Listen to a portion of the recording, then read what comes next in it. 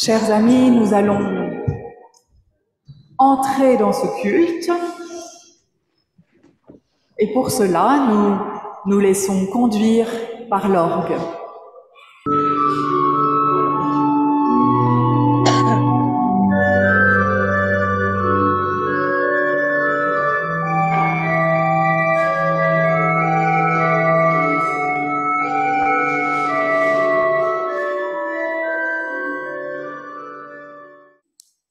Nous nous présentons, Seigneur, devant toi, comme nous sommes, avec défauts, qualités, possibilités et impossibilités, blocages, faiblesses, indifférence et t'aimant, sans doute sans faire assez ta volonté. Alors nous avons besoin de toi, encore davantage. Toi qui n'en finis pas de nous sortir de l'impasse, de nous faire comprendre tout l'amour que tu as pour nous. Et nous écoutons encore et encore ta bonne nouvelle. La voici. Frères et sœurs, qui que vous soyez, d'où que vous veniez et où que vous alliez, la grâce et la paix vous sont données de la part de Dieu et de Jésus-Christ. Amen.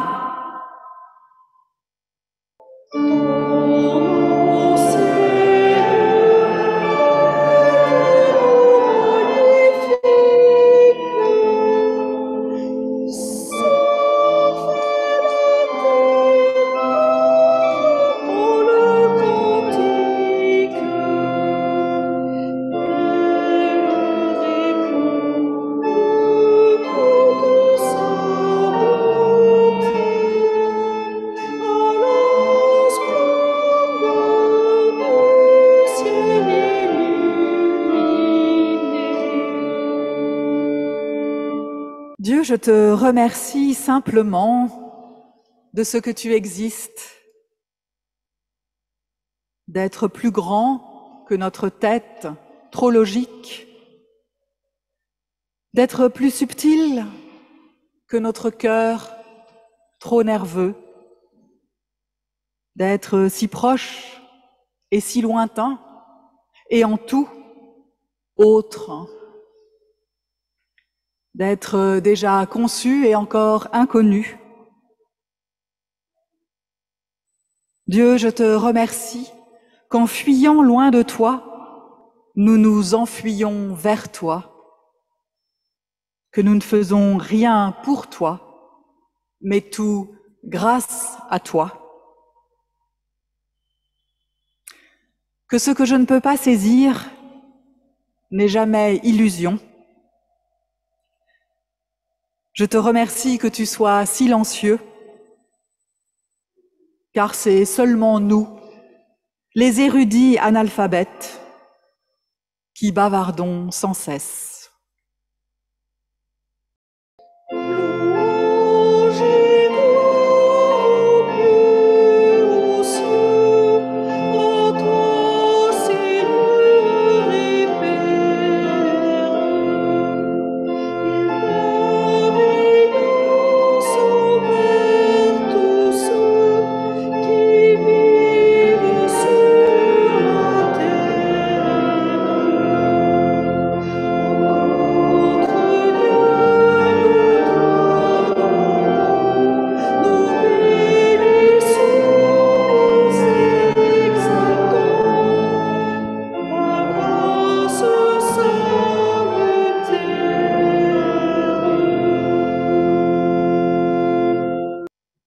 Nous faisons silence pour nous présenter devant Dieu comme nous sommes,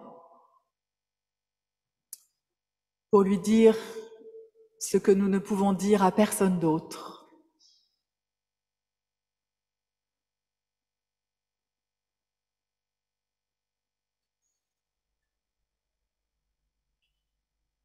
Seigneur, mon Dieu,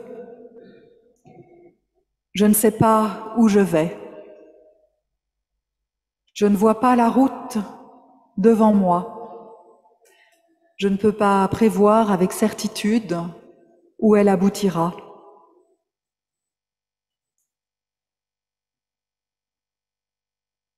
Je ne me connais pas vraiment moi-même, et si je crois sincèrement suivre ta volonté, cela ne veut pas dire que je m'y conforme.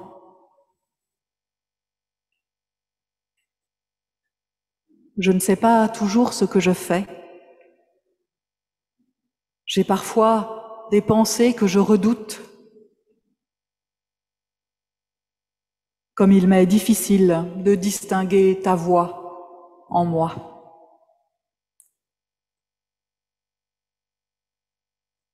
Je crois cependant que mon désir de te plaire te plaît. J'espère avoir ce désir au cœur en tout ce que je fais et ne jamais rien faire à l'avenir sans ce désir.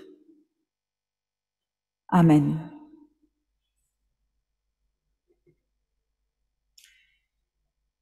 Nous pouvons maintenant entendre et recevoir la parole de pardon que Dieu nous adresse, qu'il adresse à chacun et chacune d'entre vous ce matin.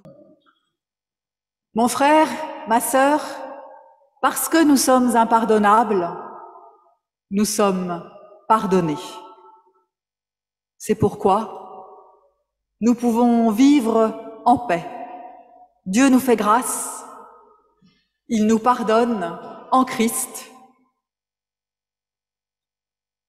Il nous appelle à recommencer, il nous appelle à ressusciter et à vivre dans son évangile.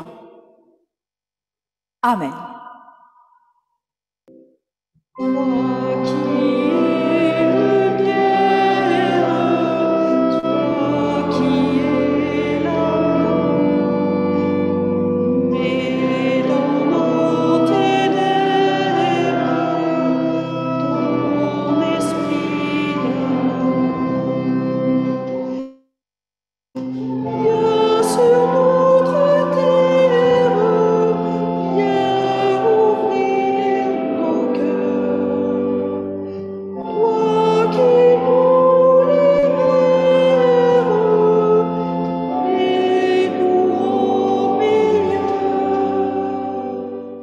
Prions ensemble. Seigneur notre Dieu, puisque nous sommes venus pour nous laisser guider par toi dans nos vies,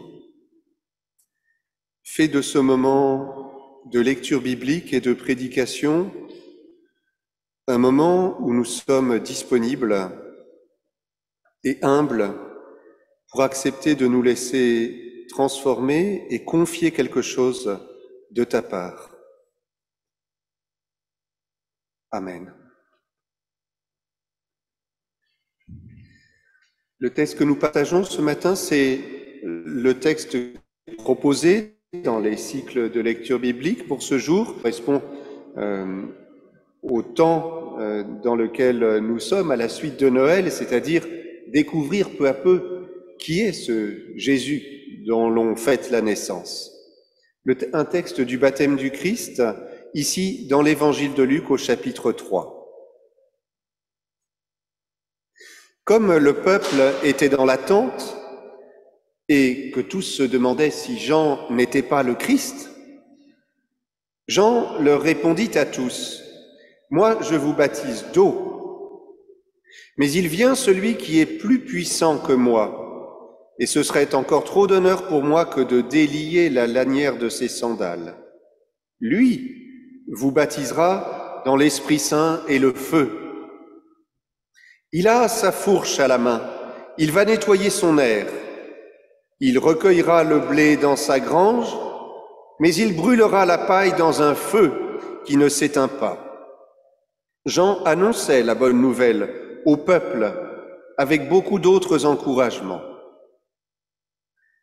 Mais Hérode le tétrarque, à qui Jean faisait des reproches au sujet d'Hérodiade, femme de son frère, et au sujet de toutes les mauvaises actions qu'Hérode avait commises, Hérode ajouta encore à toutes les autres celle d'enfermer Jean en prison. Quand tout le peuple reçut le baptême, Jésus aussi reçut le baptême.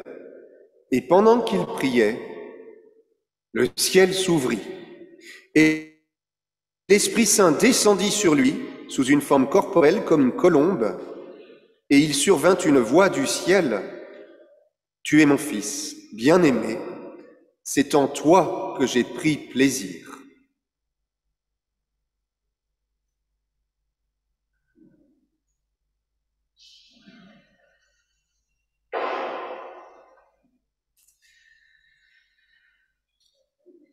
Que nous dit ce texte que nous partageons?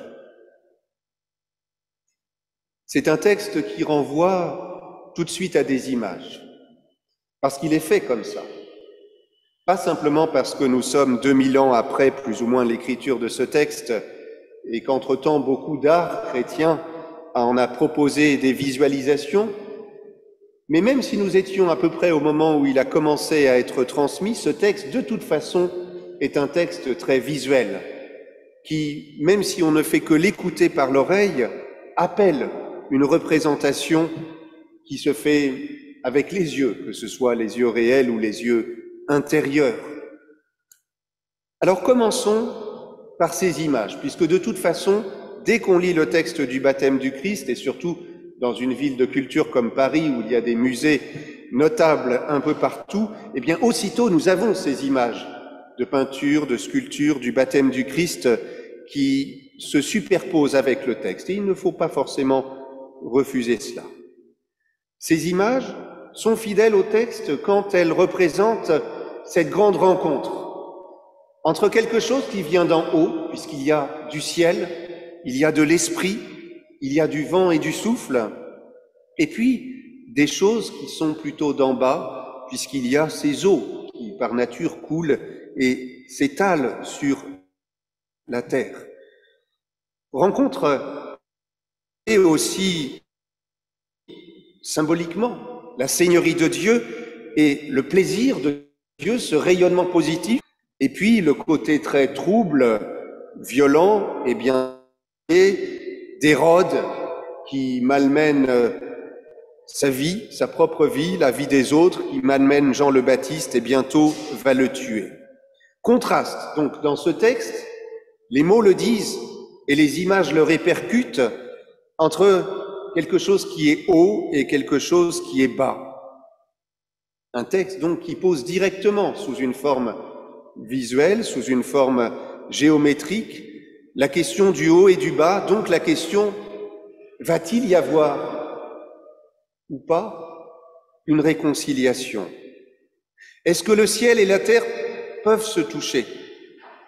Est-ce que ma grandeur, celle dont je rêve, celle dont je voudrais être capable et celle que je connais parfois, j'ai mes bons moments, est-ce que ma grandeur et ma petitesse, celle que je redoute et que Marie-Pierre nous faisait explorer dans nos premières prières, est-ce que cette grandeur et cette petitesse vont pouvoir quelque part s'accorder?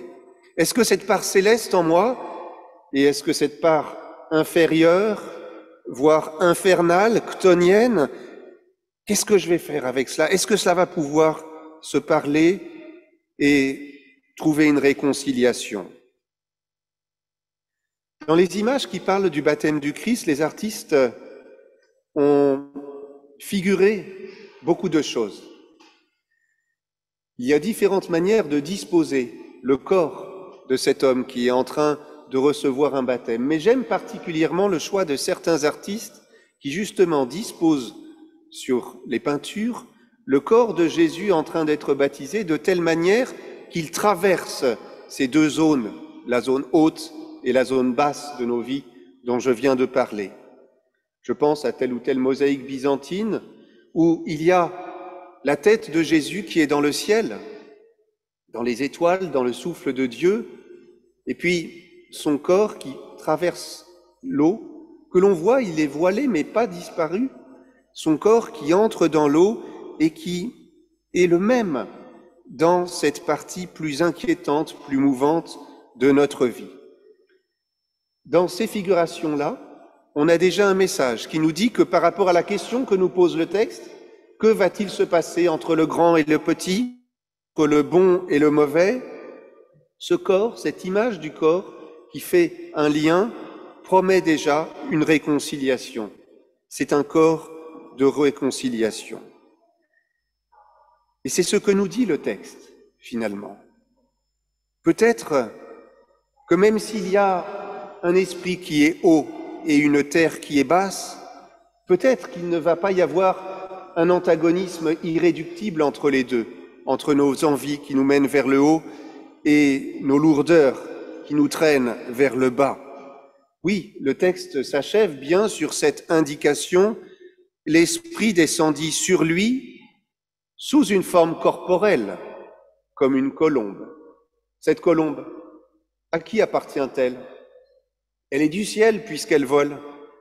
Elle est de l'Esprit, et donc du feu, puisque c'est elle qui représente cet Esprit Saint, cet Esprit de feu. Et en même temps, cette colombe, elle prend une forme corporelle, donc elle vient habiter ce royaume de la terre, du terrestre, et puis, le moment venu, elle aura aussi besoin de boire un peu d'eau. Vous voyez, elle traverse les éléments, la colombe, elle passe du feu, de l'air, de la terre, de l'eau, et elle les réconcilie. C'est ça le corps de Jésus baptisé, un corps de réconciliation. Mais la question qui va se poser pour nous, c'est qu'est-ce que nous allons faire de ce message? Une fois que l'on a cette belle image d'un Jésus réconciliateur de toutes nos contradictions, qu'est-ce que nous en faisons? Comment est-ce que nous la portons, cette image? Déjà, une première chose, c'est, me semble-t-il, et je dis cela par contraste avec certains imaginaires chrétiens qui se développent parfois, vous avez parfois des communautés chrétiennes qui développent une sorte d'imaginaire dualiste où dans le monde, il faudrait faire la part des choses entre des choses qui seraient bonnes, d'autres choses qui seraient mauvaises, et les communautés chrétiennes deviennent des sortes de juges du bien et du mal en disant dans la société contemporaine ce qui serait bon ou ce qui serait à rejeter.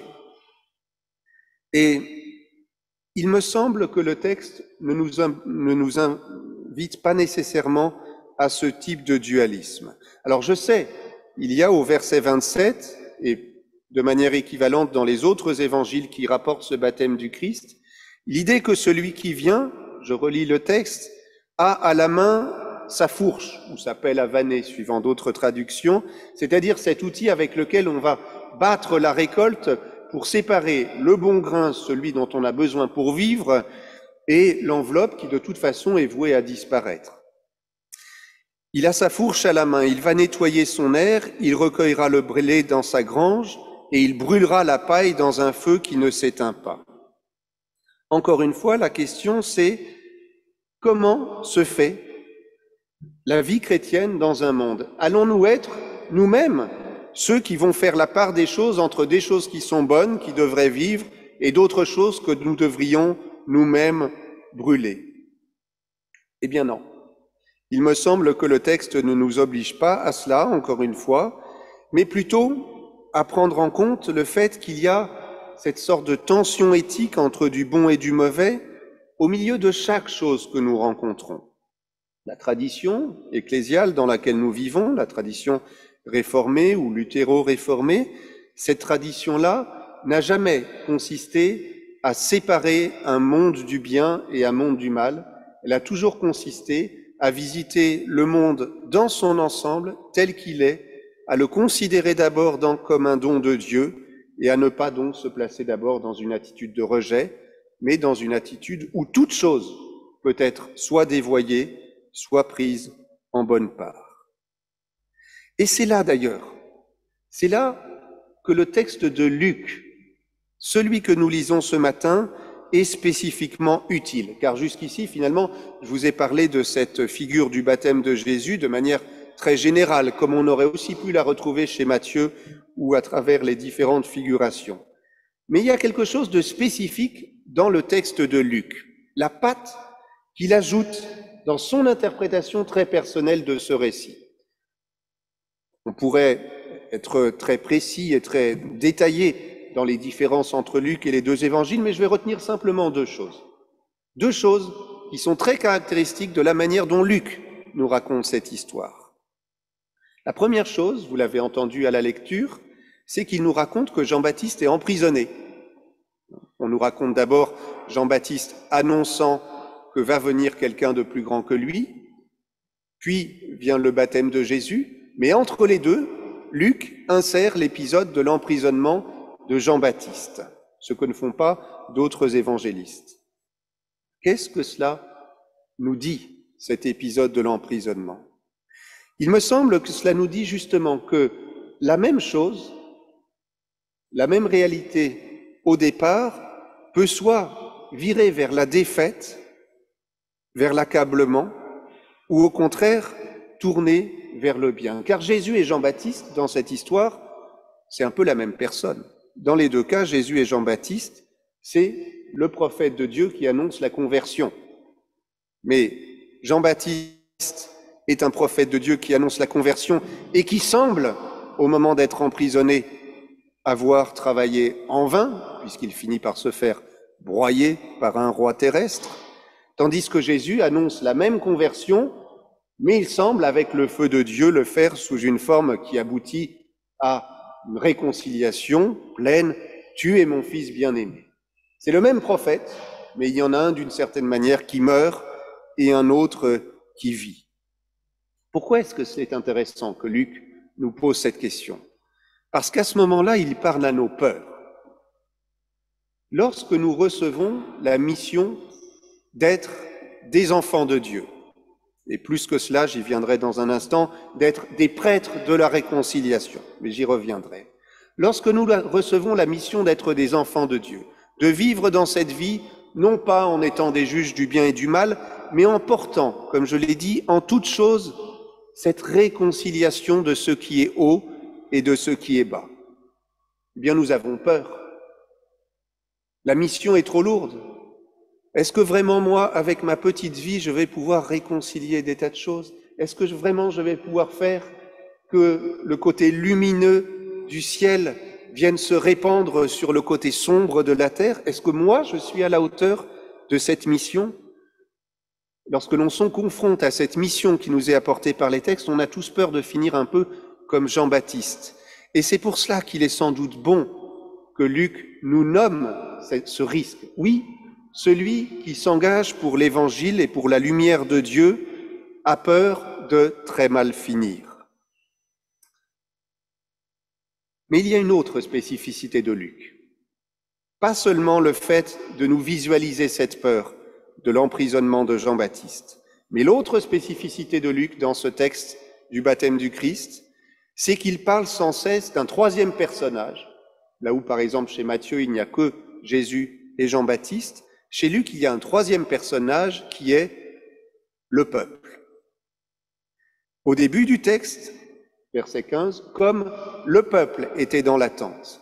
Un peu plus loin, au verset 18, Jean annonçait la bonne nouvelle au peuple avec beaucoup d'enseignements. Et au verset 21, quand tout le peuple reçut le baptême, Jésus aussi reçut le baptême. Bref, cette grande question, allons-nous finir comme Jésus ou allons-nous finir comme Jean-Baptiste, c'est-à-dire cet évangile que nous voulons partager dans la vie, est-ce que nous allons finir par un échec ou est-ce que nous allons finir par quelque chose où la vie sera réellement partagée? Eh bien, cette grande question, elle est posée pour le peuple. Et j'aime bien cette figure du peuple parce qu'elle nous ressemble. Qu'est-ce que c'est que le peuple? Il y a différents mots en grec, mais je vous passe les détails pédants. Qu'est-ce que c'est que le peuple? C'est que le mot qui est employé ici en grec, ça désigne quelque chose d'indéterminé, quelque chose dans lequel un tri n'a pas forcément été fait. Donc ce n'est pas qu'on a recueilli quelques élus ou quelques personnes spécialement choisies parce qu'elles seraient meilleures que les autres ou parce qu'on voudrait faire plus avec eux. Non, le peuple, c'est le tout venant, ici dans ce texte, capable du pire comme du meilleur, mais justement capable du meilleur. Le baptême du Christ, donc, c'est directement notre baptême.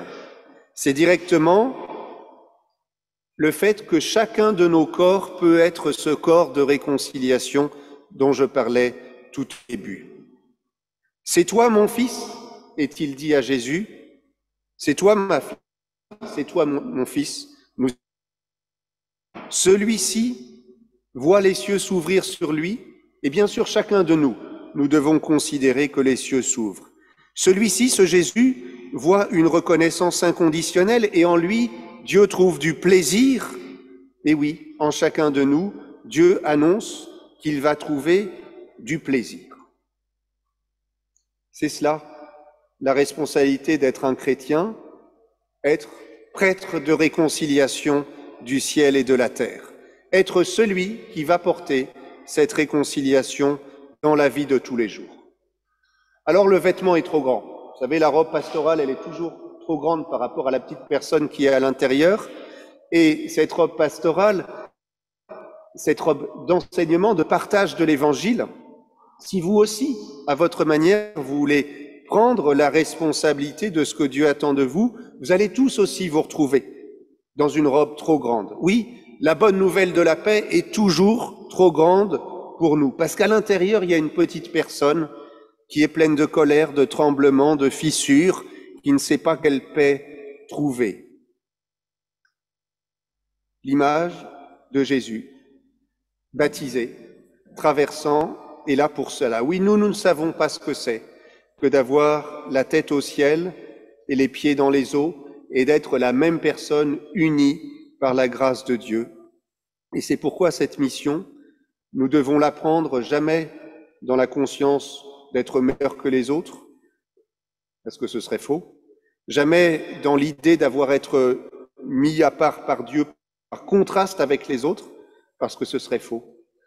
Non, nous sommes mis à part par Dieu comme tous les autres. Puis-je pardonner? Quelque chose en moi répond non, et la voix du ciel répond si. Puis-je rayonner de paix? Quelque chose en moi répond non, et la voix du ciel répond si. Puis-je être plein de bénédictions, de joie de vivre, qui est non seulement bonne, mais salutaire, qui change et fait vivre les autres? Quelque chose en moi répond non, et la voix du ciel répond si. Amen.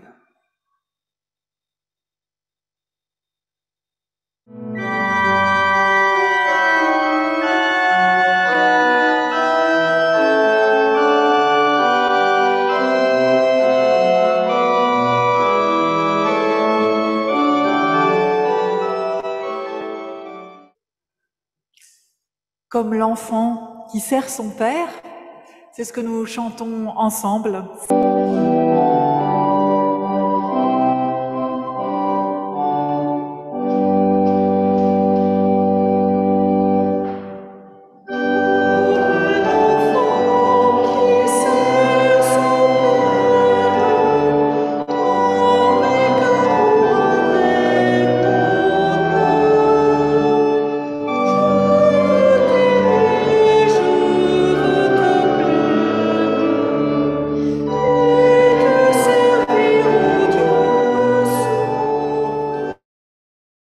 Et nous confessons notre foi.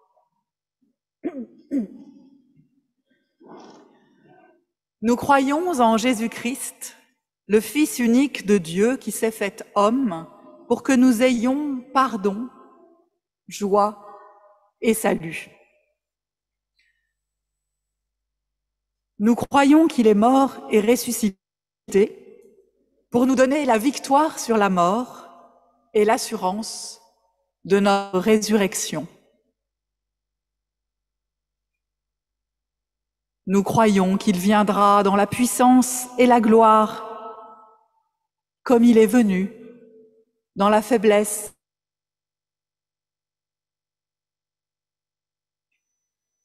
Par lui, nous croyons en Dieu notre Père, qui nous prend pour ses enfants et nous aime. Le Christ. Nous croyons en l'Esprit Saint qui agit en notre esprit et nous atteste que nous sommes enfants de Dieu. L'Esprit Saint qui guide l'Église par sa parole et nous révèle la gloire de Jésus-Christ. Nous croyons à l'universel, visible et invisible, pécheresse et pardonnée. Nous croyons que nous sommes tous liés à Jésus-Christ. Nous croyons que le royaume de Dieu est notre espérance commune. Amen. C'est le moment maintenant de la prière d'intercession. Cette prière où nous essayons d'élargir notre cœur pour sortir de ces murs et prier pour le reste de l'humanité. Pour commencer notre prière, je vous propose quelques instants de silence, une façon d'écouter en nous ce que nous avons à partager, une façon de voir ce que nous avons à nous dire et à dire à Dieu.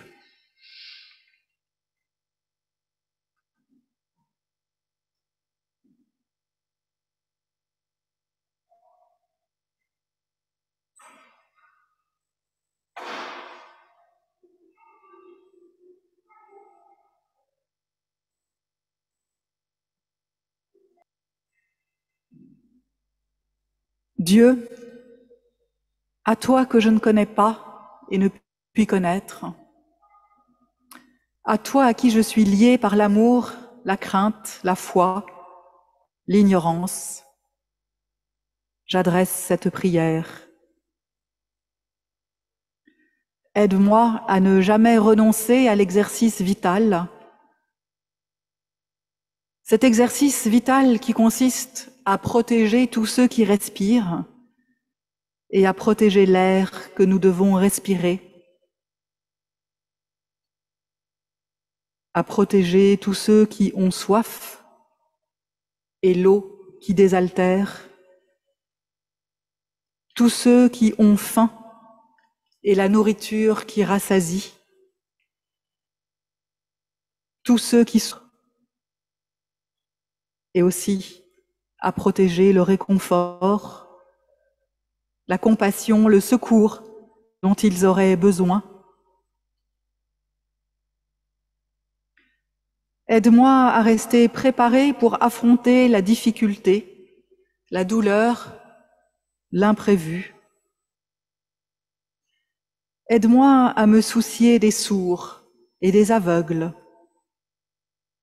des estropiés et des paralytiques, des malades et des affligés, qui ont si remarquablement contribué à notre héritage et à notre civilisation. Aide-moi à accepter ta dernière volonté avec résignation et avec une dose de curiosité.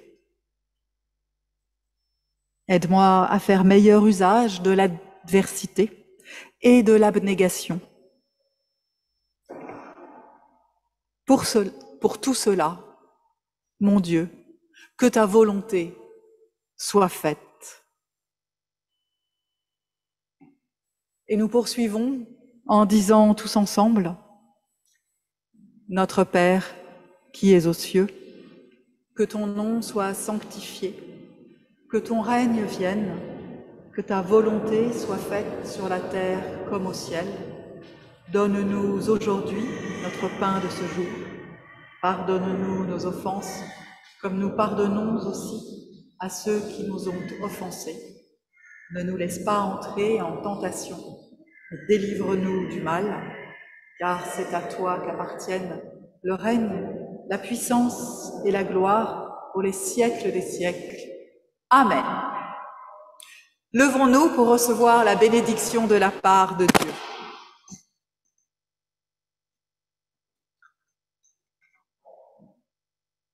Le Seigneur vous bénit et vous garde.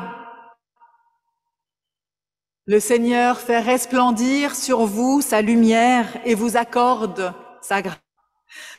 Le Seigneur tourne sa face vers vous, vous donne sa paix.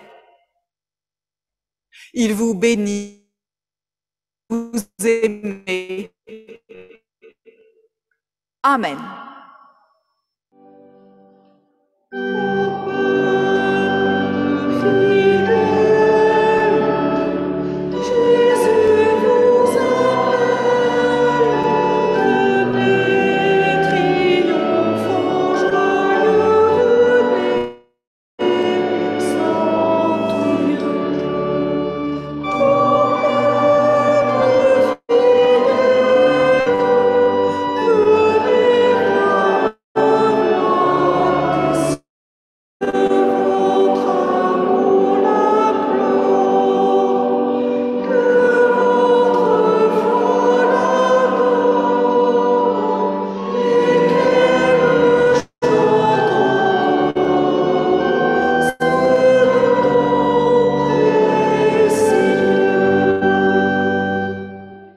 Très bon dimanche à tous, bonne semaine et à dimanche prochain.